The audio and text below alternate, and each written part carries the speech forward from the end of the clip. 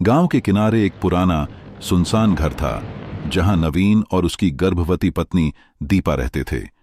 दीपा का 8वां महीना चल रहा था और वह जल्द ही मां बनने वाली थी। गांव में एक डरावनी अफवाह थी कि हर साल सावन की अमावस्या की रात को पास के जंगल में एक औरत का साया दिखता था। लोग कहते थे कि यह साया एक ऐसी औरत का था जो सालों पहले जंगल में मारी गई थी। उसकी आत्मा गर्भवती महिलाओं को अपना शिकार बनाती थी। नवीन को ये बातें अंधविश्वास लगती थीं, लेकिन दीपा को हमेशा डर लगता था। अमावस्या की रात थी। नवीन ने दीपा से कहा, तुम घर पर ही रहना, मैं शहर से कुछ सामान लेकर आता हूं। दीपा ने मना किया, नवीन, आज रात मत जाओ, गांव वाले कहते हैं कि आज की रात भारी होती है। नवीन ने हंसते हुए कहा, अरे ये सब बकवास है, मैं जल्दी लौट आऊंगा। और वह चला गया। रात के 10 बजे थे। दीपा घर में अकेली थी। बाहर तेज हवा चल रही थी और पेड़ों की साए साए की आवाज डरावनी लग रही थी। तभी उसे जंगल की तरफ से एक औरत के रोने की आवाज सुनाई दी। दीपा ने खिड़की से झांका, लेकिन अंधेरे में कुछ दिखाई नहीं दिया। अचानक उसे ऐसा लगा जैसे कोई खिड़की के बाहर खड़ा हो। उसने हिम्मत करके खिड़की खोली, लेकिन बाहर कोई नहीं था। तभी एक ठंडी हवा का झोंका आया और दीपा को लगा जैसे किसी ने उसकी पीठ पर ठंडे हाथ रखे हों। वह डर के मारे पीछे मुड़ी, लेकिन वहां कोई नहीं था। दीपा ने जल्दी से खिड़की बंद की और दरवाजे की सिटकनी चढ़ा दी, लेकिन तभी उसे एक अजीब सी आवाज सुनाई दी, जैसे कोई धीमे धीमे कह रहा हो, मेरा बच्चा मुझे दे दो। दीपा का दिल जोर जोर से धड़कने लगा। उसने अपने आप को संभाला और सोचा कि शायद यह उसका वहम है। लेकिन रात के करीब 1 बजे, जब नवीन अभी तक नहीं लौटा, दीपा को फिर से वही आवाज सुनाई दी। इस बार आवाज घर के अंदर से आ रही थी। दीपा ने डरते डरते कमरे का दरवाजा खोला।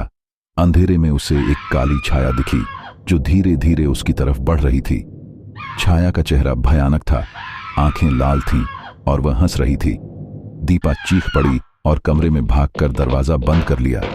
उसने फोन उठाकर नवीन को कॉल किया, लेकिन नेटवर्क नहीं था। वह डर के मारे कांप रही थी। रात के 2 बजे नवीन आखिरकार घर लौटा।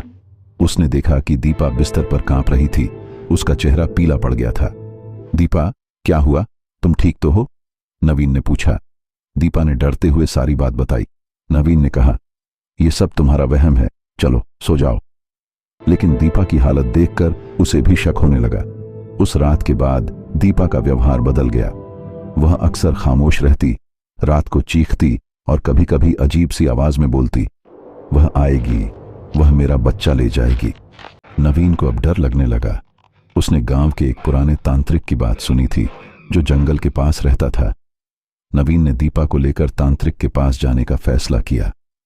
अगली अमावस्या की रात नवीन दीपा को लेकर जंगल गया। दीपा की हालत बिगड़ती जा रही थी। वह बार बार चीख रही थी, मुझे छोड़ दो, वह मुझे मार देगी।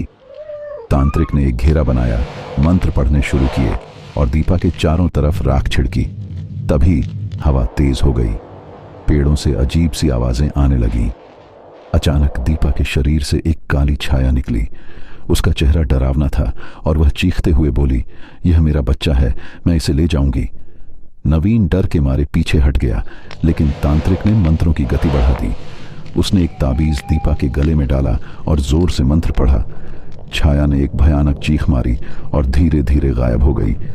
दीपा बेहोश होकर गिर पड़ी। जब दीपा को होश आया, वह सामान्य थी। तांत्रिक ने नवीन को बताया, यह आत्मा सालों से इस जंगल में भटक रही थी। अब यह चली गई है, लेकिन तुम्हें सावधान रहना होगा। किसी अजनबी या ढोंगी पर भरोसा मत करना।